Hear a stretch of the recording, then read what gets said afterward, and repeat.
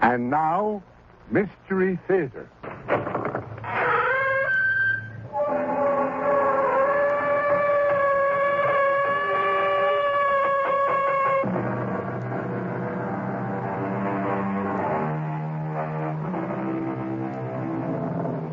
Come in. Welcome. I'm E.G. Marshall. Come in, settle down, and listen. For we're about to tell you a very important story. Have you ever looked at your children and wondered, what in the world are they thinking?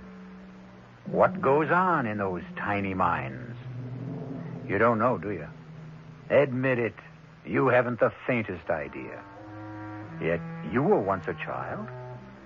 So why don't you know? I'll tell you why. You have forgotten, and try as you will, you simply cannot remember what it was like to be a child. I don't know the reason for this, but perhaps it's because being a child is not always the happy thing we think it is. Didn't you mind being shut up in that dark room, Bobby? All by yourself for such a long time? Was it a long time? 3 weeks. Is that a long time? What did you do, Bobby, all alone there? Oh, listen to the silence. Talk to the dark.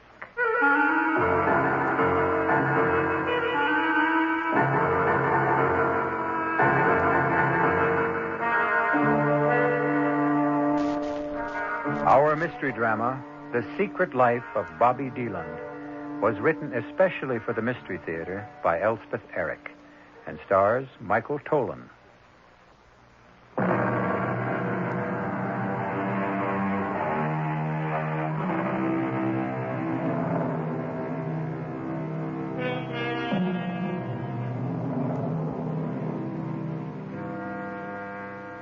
We said earlier that this story is an important one, not because our small hero is an important figure.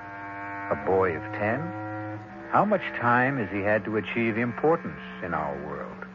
No, we call our story important because it is our attempt to explore the inner life of one small child. An attempt which we admit may be awkward and incomplete because we have grown up, and in growing up, grown stupid. All right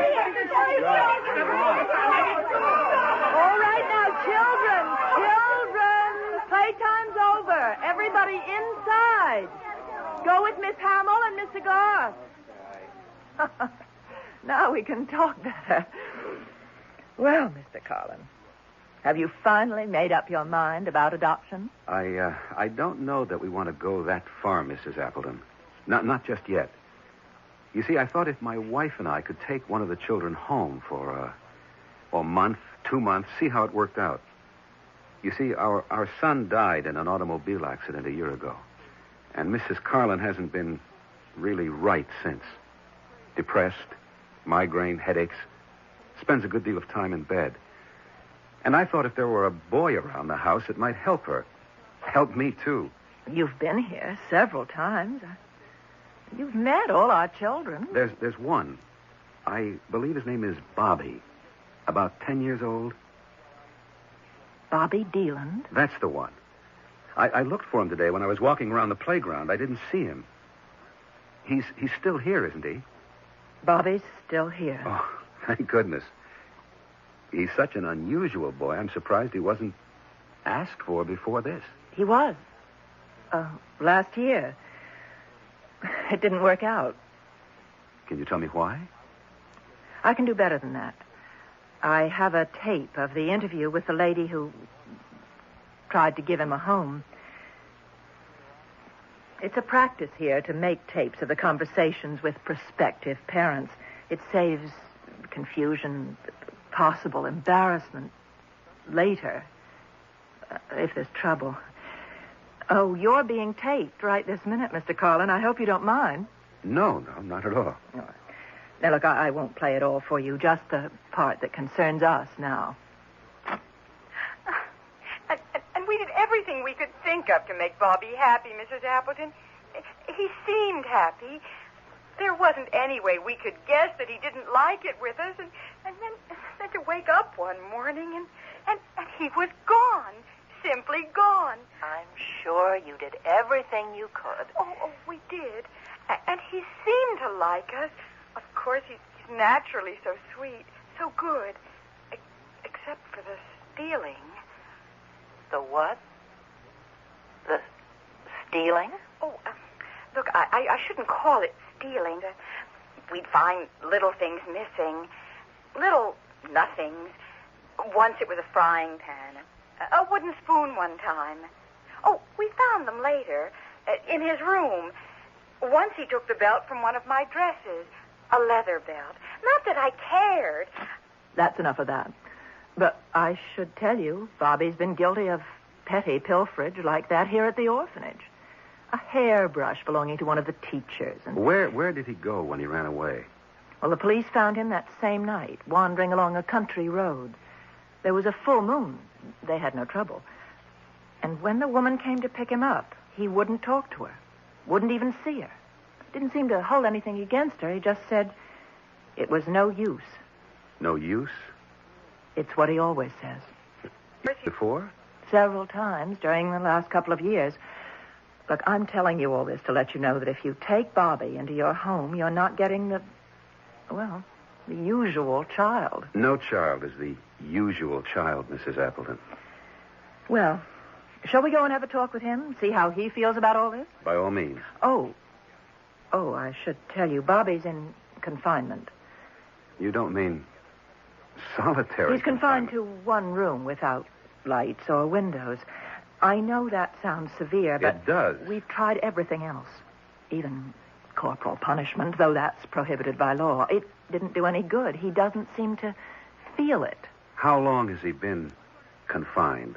Oh, nearly 3 weeks now. Mrs. Appleton, 24 days is supposed to be the limit before the victim goes mad. That's been established in prisons with grown men. Bobby's a boy. A most unusual boy. Shall we go talk to him? Please. This way. Mrs. Appleton, may I ask you, what is Bobby being punished for? What did he do? Oh, didn't I tell you? He ran away from the orphanage. That's the only thing he ever needs to be punished for. Running away.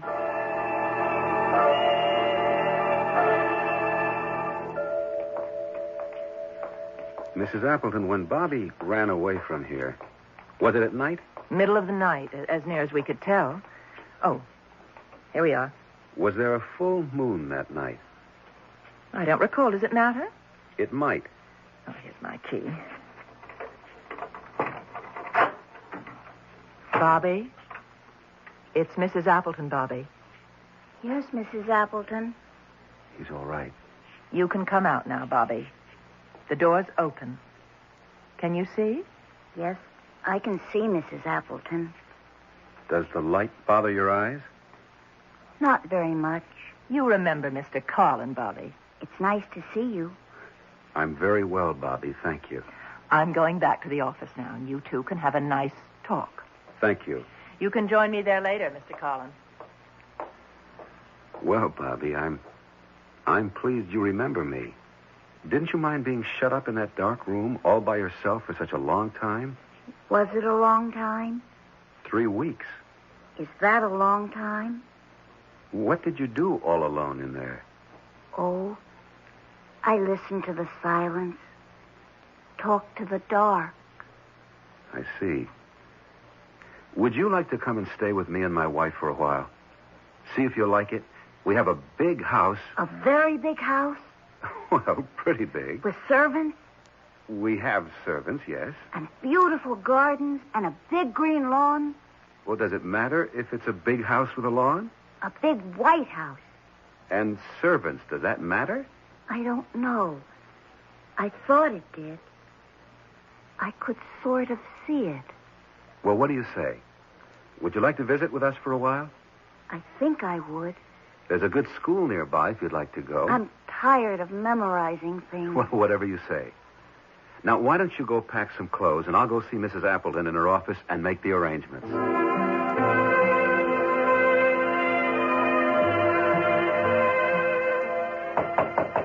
Come in. Mrs. Appleton, that's a remarkable child. Oh, close the door, will you, Mr. Collin? Oh, yes. You've persuaded him? I'm convinced the reason Bobby can endure, even enjoy 3 weeks of confinement is because he's able to hypnotize himself. And not only hypnotize himself, but put himself into a deep trance. Almost anyone can be hypnotized, but only 1 in 20 can hypnotize himself. And I've never heard of anyone who could put himself into a deep trance state. Well, supposing he can, what's the advantage of it?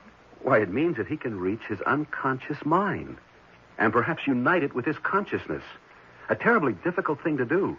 And to do it alone without any outside help, I never thought it was possible. Well, supposing he can do whatever it is you say he can, what of it? Mrs. Appleton, do you know what powers are locked in the unconscious? What forces, what instinctive knowledge, primitive memories? I've always thought of the subconscious as an untidy mass of very unpleasant emotions. It is untidy. But we've been taught the emotions are unpleasant because they lack morality and purpose, as indeed they do. Their only purpose being to express themselves. Most of us manage to live without expressing ourselves, Mr. Collin. Yes, but supposing you find one solitary human being who refuses to live that way. You mean Bobby?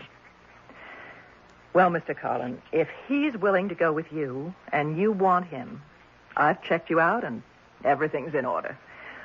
Oh, one thing, Mr. Collin, I hope you're not going to talk to Bobby about his mother. Why not? Why shouldn't he talk about his mother if he wants to? Well, it's not really healthy in his case. He makes up outrageous stories about her. Such as what?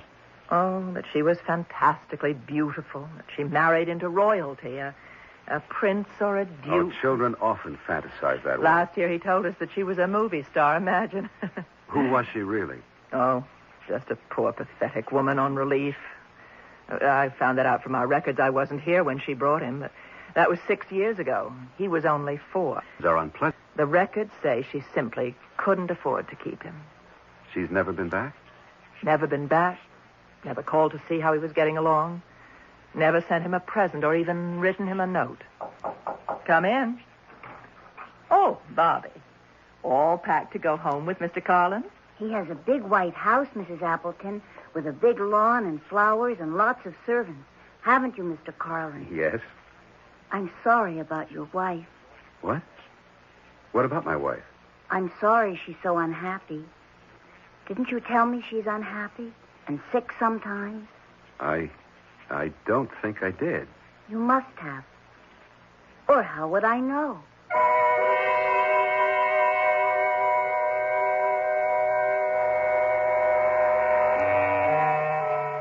Do we really know only what we've been told? Or what we've read? Or heard? I hate to believe that, because then each of us is only a jumbled mass of information. And very often, we go about spreading this jumbled information for others to pick up and repeat. No wonder the world is in such a turmoil, if all we know is what we've been told by people who only know what they've been told, who only know what... Oh, no, there must be more. We can't go on this way. However, having no solution at hand, I shall return shortly with Act 2.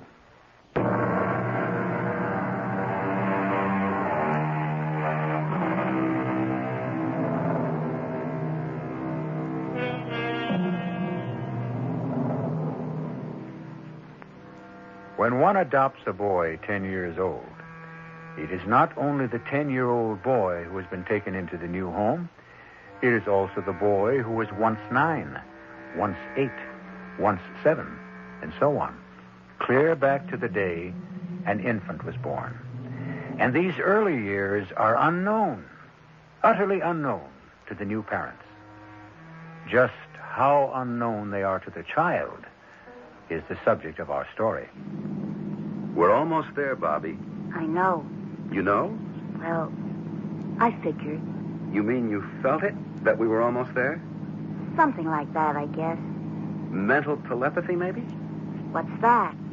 Well, thought transference. I was thinking to myself, we're almost home, and the thought transferred itself to your mind. Is that what happened? I wasn't thinking about anything at all. It's when we're not thinking about anything at all that the thoughts of other people enter our minds. I'd like to think about that. Well? I think that's very true what you said, Mr. Carlin. It's when you're not thinking about anything at all. That's when the good things happen. What good things, Bobby? Oh, all the good things. Mr. Carlin, you should have turned right there. No, that's Birch Tree Road. We live on a You street... should have turned there. Go back. Hey, Bobby, take it easy. Go back. Bobby, I know where I live, and I know how to get there. Your telepathy wasn't in good working order that time. Now, here is where we turn. To the left. We go about a quarter of a mile up this road, and then we're there. It's pretty. Is it what you expected? Kind of. It smells nice. You smell something? It smells sweet. Very, very sweet. I don't smell anything. Oh, we're coming to the privet hedge. That's the sweet smell. Imagine you picking it up way back there. Now we're coming to the house. It is white. I told you it was. And there's a lawn in front with flowers. I told you there would be. Well, here we are. But it's not a very big house. It has 16 rooms. And where are all the servants?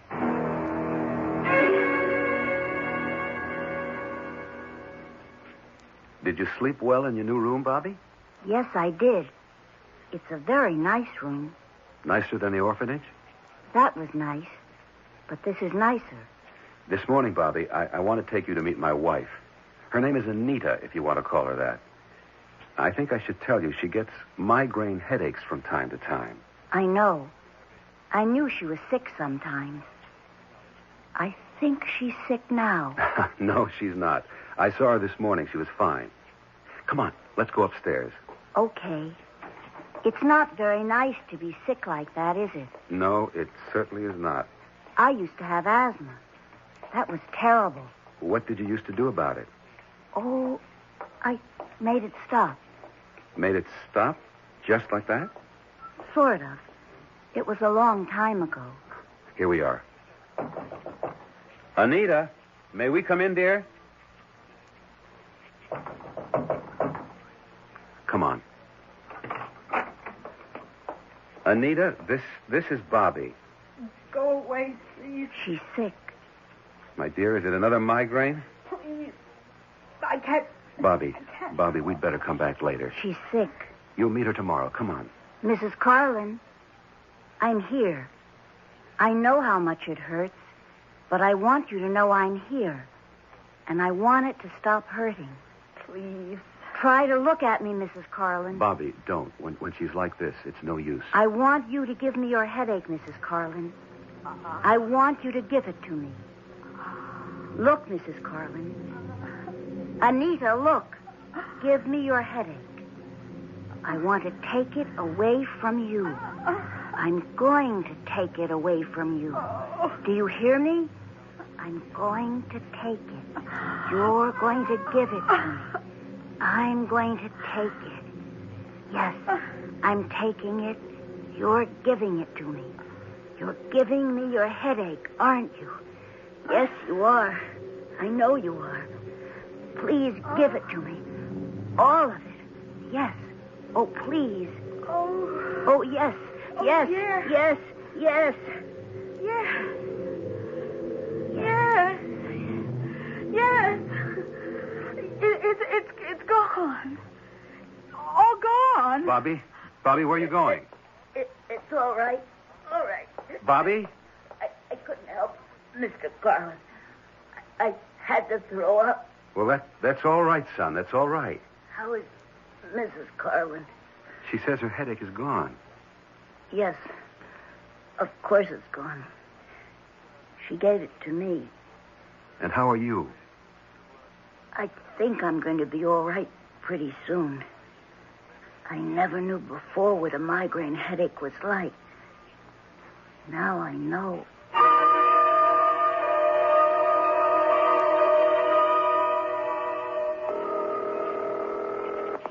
Mrs. Appleton speaking.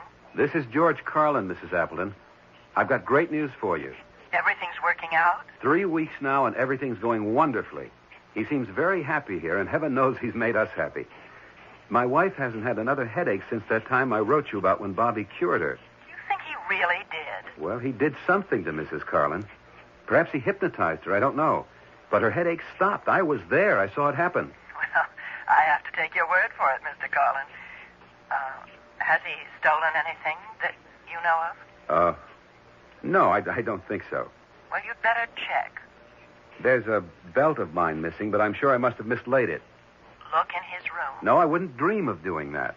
The boy is happy here, and we're happy having him here. Has he talked about his mother?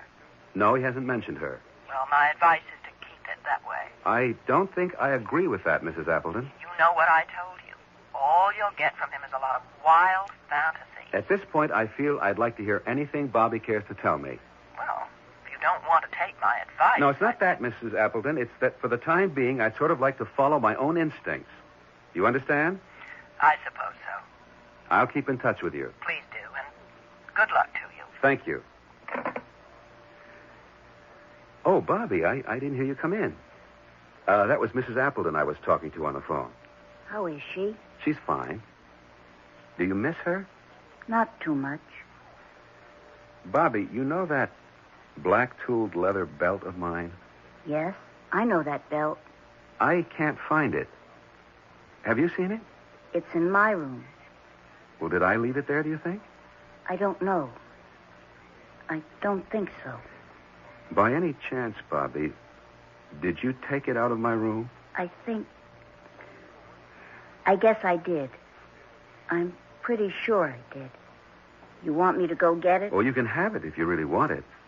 Only I'd rather you'd ask me instead of just taking it. But I don't want it. No? It's too big for me. Why would I want it? I don't know. I just saw it, and it reminded me of something. Reminded you of what? I was going to give it back to you. I didn't mean to keep it. I didn't even want it. All right now. It's all right. Just put it back in my room when you get a chance, will you? I'll put it right back now. No, in the morning will be all right. Bobby, do you ever feel you want to talk to me about your mother? My mother? Do you remember her at all? I know you were only 4 when she left you at the orphanage. She was very, very beautiful. What else? I'm not supposed to talk about my mother. Well, don't you want to? Not now, Mr. Carlin. All right. But if you ever want to, I'm here, you know. I know.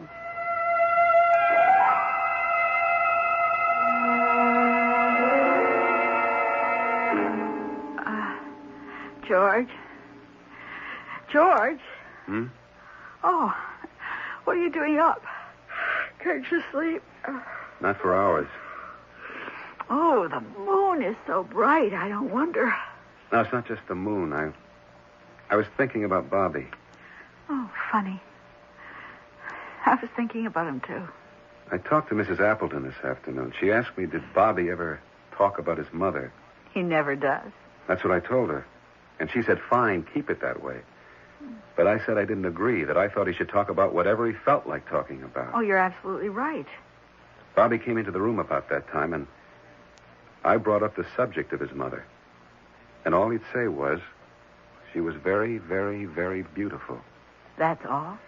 I tried to get him to go on, but he just clammed up, said I'm not supposed to talk about her. Mrs. Appleton probably told him not to. She has a point in a way. She says Bobby makes up wild stories about his mother, whom he hasn't seen or even heard from in 6 years. You mean since he was 4? That's right.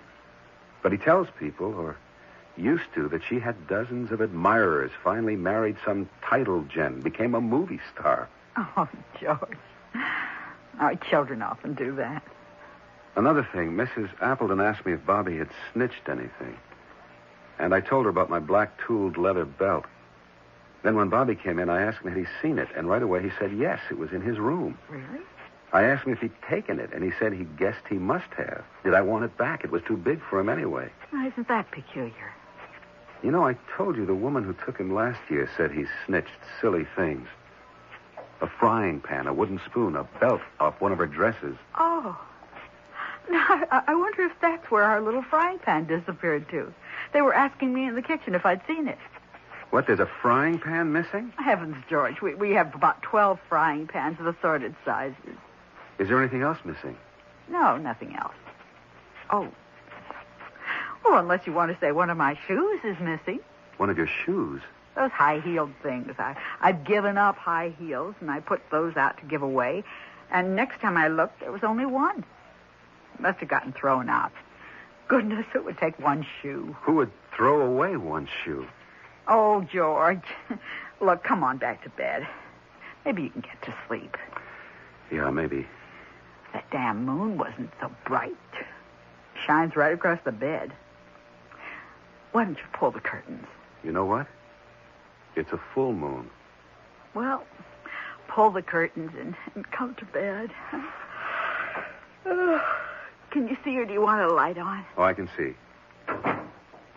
What was that? What was what? Didn't you hear a door close? What door? It sounded like downstairs. There he goes. Bobby? Yes, and there's a full moon. Oh, George. Like before. Call him back. Go after him, George. No, I don't think I'm going to do that.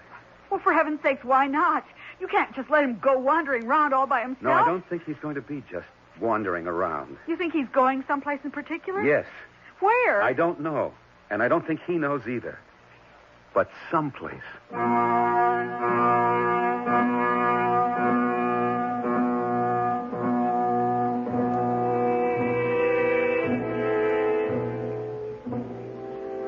As we are all going someplace. We don't know where, and there is no one who knows to tell us where. Yet very deep in our minds, or our hearts, or our tormented souls, we know we are going someplace. We can't see ahead, and it does no good to look back. We can only trudge on down the road to someplace. I'll be back shortly with Act 3.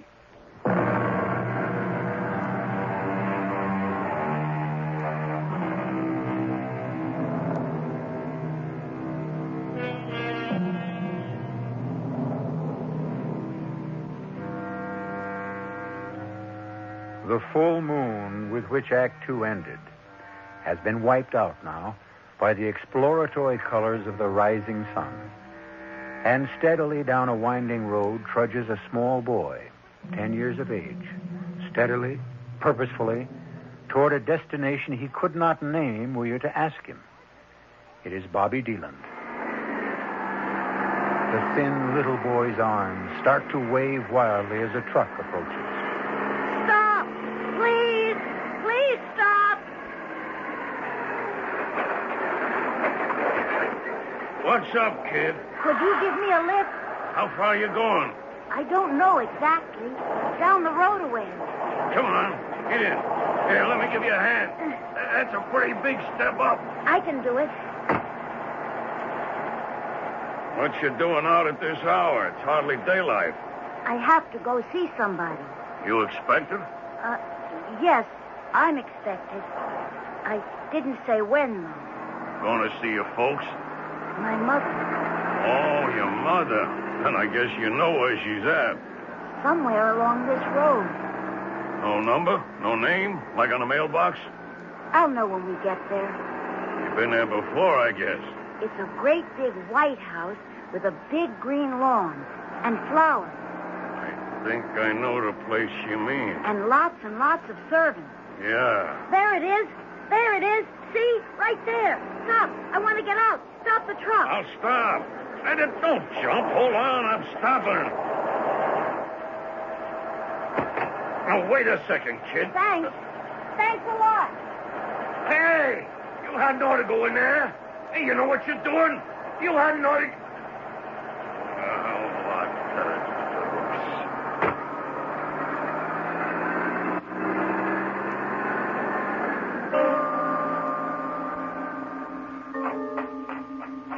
That's it.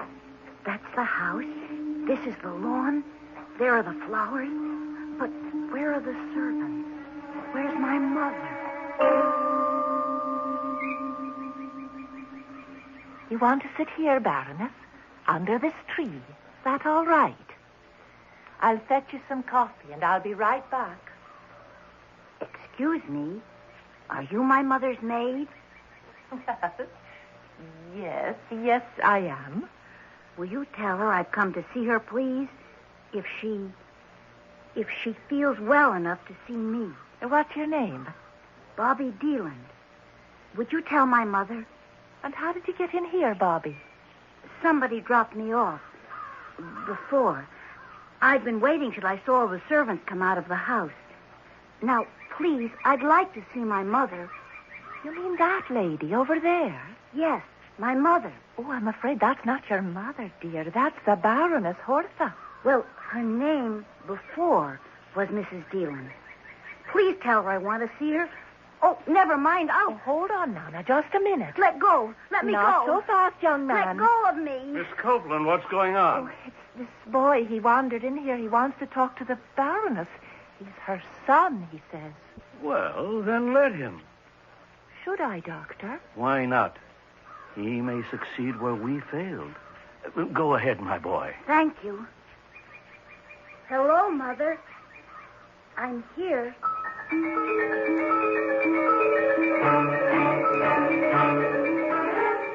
Hello, Mrs. Appleton? George Carlin. I wanted to tell you Bobby's been found. Thank you for not calling the police. Well, you know, I told you I saw him leave the house. I simply followed him in my car. It wasn't hard, so don't worry. What's that? Well, I don't think that's necessary, but if you want to... Look, can't you tell me over the phone? Well, all right. No, I'm not at home. I'm at the place where I found Bobby. It's on Birch Tree Road, not too far from where I live. A big white house, very big. Big lawn out in front. It's the Wesley Sanitarium. You know it? Well, I'm with Dr. Wesley right now. All right, we'll expect you. Mrs. Appleton's coming over, if that's all right, Doctor. Perfectly all right. She wants to tell me something, show me something. I don't know what. Tell me, Mr. Carlin, what made you think Bobby might come here? It was just a guess.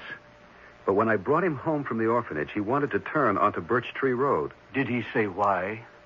He thought it was the road my house is on. Not that it had ever been at my house. All he knew about my house was that it was big and white, had a lawn with flowers and servants. He knew that because I told him. And I told him because he specifically asked. It seemed important to him, did it? Very. I was puzzled at that because he's not a snobbish sort of boy, quite the contrary. That insistence on a lot of servants. Now I begin to understand. Your sanitarium does have a lot of servants, as well as a lawn and flowers. But the boy's never seen the sanitarium, has he? He hasn't even seen his mother since the age of 4. Then how would he know? I suppose that when you dream about a certain person for such a long time and fantasize about that person the way he did about his mother... What sort of fantasies? Oh, wild ones. That she was much admired, much sought after, that she married into royalty, became a movie star. Hold on there. She did marry into royalty. You don't mean she's really a baroness? Yes, indeed. The Baroness Hortha. Well, I thought that baroness stuff was, part of her dementia. The Baron brought her here. The Baron pays her bills. He's not very high up in the royal lists, but he's a baron, nevertheless. The boy couldn't have known that. No more than he could have known Birch Tree Road. Now, about her becoming a movie star, the Baron told us that she made a motion picture a few years ago. Actually, that's where he met her. He put up the money. She starred in it. Well, that's impossible, isn't it? Someone would have known, seen the picture, recognized her. I don't know who saw the picture, Mr. Carlin. It was a pornographic film. No. The Baron has made a good bit of money on pornographic films, I'm told. She made the film? Starred in it. She married the Baron? He's devoted to her. Well, then what happened? Oh, about a year ago, she became severely depressed. It went further, into melancholia. Finally, she became very nearly catatonic, and he brought her here. She won't talk to him when he comes to see her. She's never spoken to any of us. It was about a year ago, as I understand it, that Bobby began to talk about a big white house with a lawn and gardens and a lot of servants. Could he have known that she'd been brought here? To a place he'd never seen, didn't even know existed? It's a rare person who has a faculty to sense what is going on.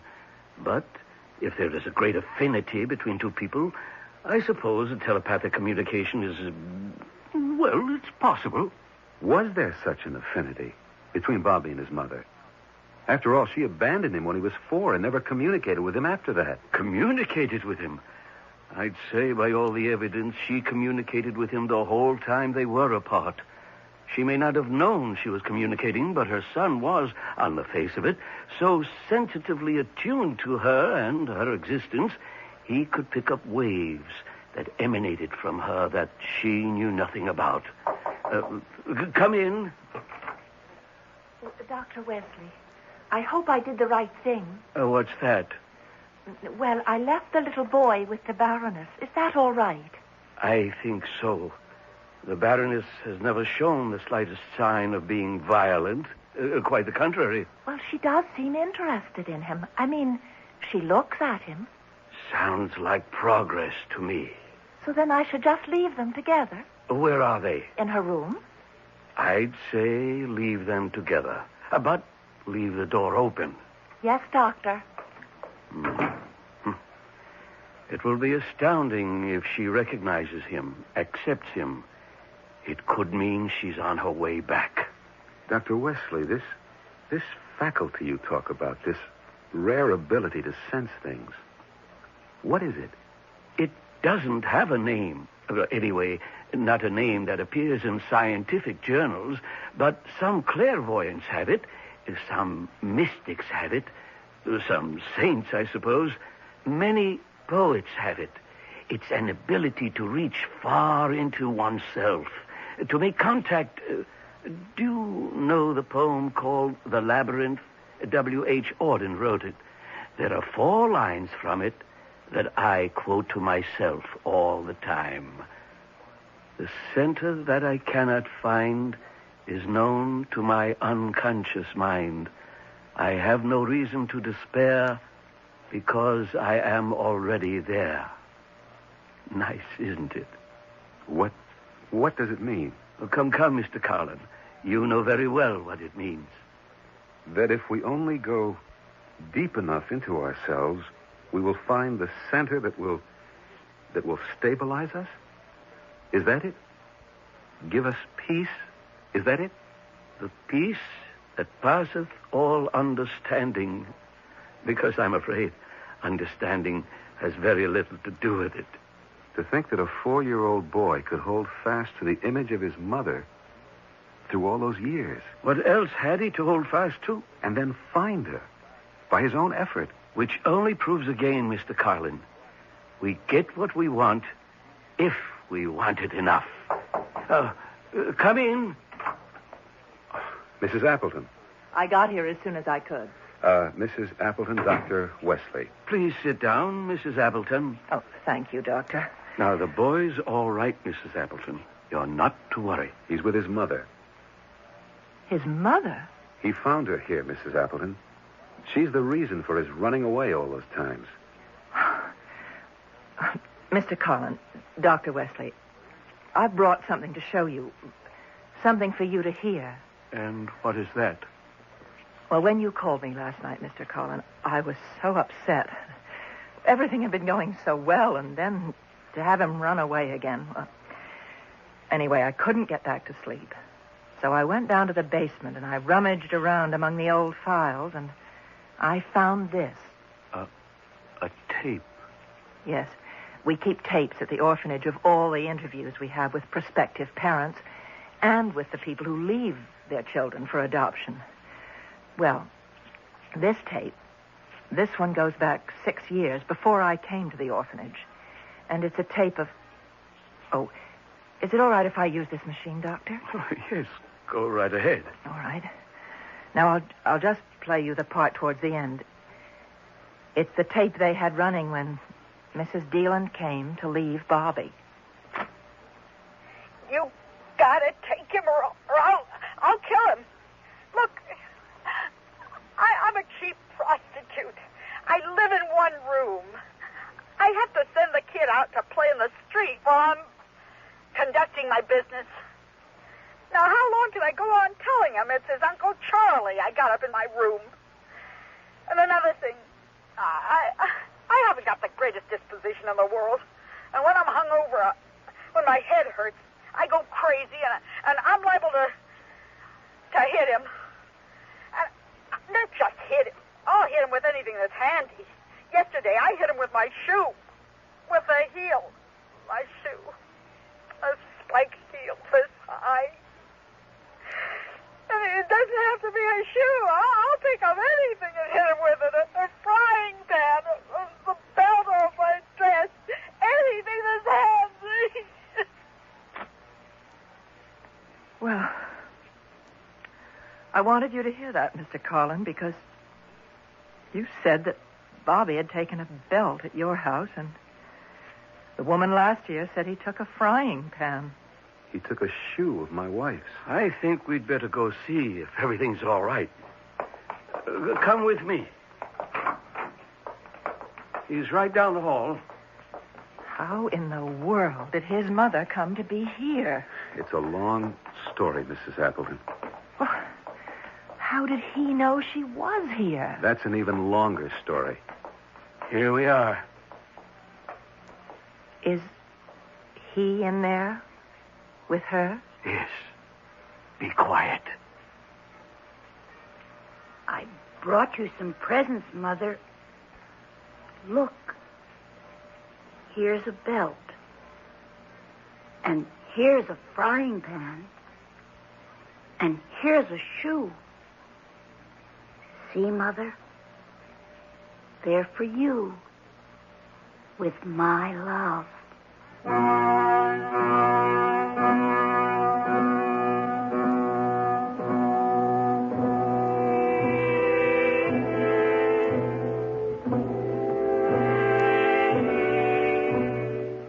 Mothers of the world, rejoice, for you are loved.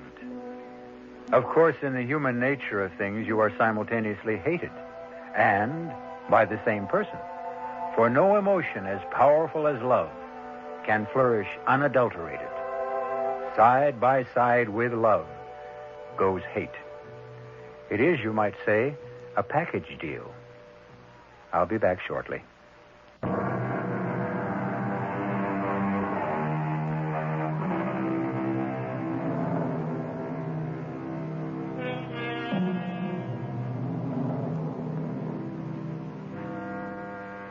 Isn't our real life lived within ourselves? The posturing we do in full view of others, what is that but the antic behavior of a poor clown who needs to be applauded? The exterior life is really only incidental, yet we expend all our energy on it, while the interior life is left to its own devices, as though deeply ashamed of it. We wish to disown it. Our cast included Michael Tolan, Marian Seldes, Martha Greenhouse, Hetty Galen, and Gilbert Mack. The entire production was under the direction of Hyman Brown. This is E.G. Marshall inviting you to return to our Mystery Theater for another adventure in the macabre. Until next time, pleasant dreams.